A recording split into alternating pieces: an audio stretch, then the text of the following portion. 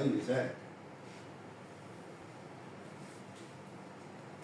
يقول مولانا الشيخ محمد زكي إبراهيم: تصور يا ولدي مجتمع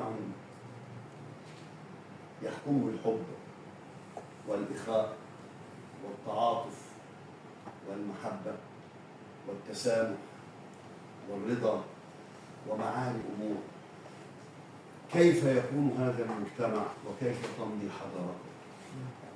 استمع يا ولدي معي إلى الشاعر الصوفي وهو يحدو على شاطئ الحب، يقول: رأى المجنون في الصحراء كلبا فهز له من الإحسان ذيلا، أي أكرم الكلب كرما شديدا.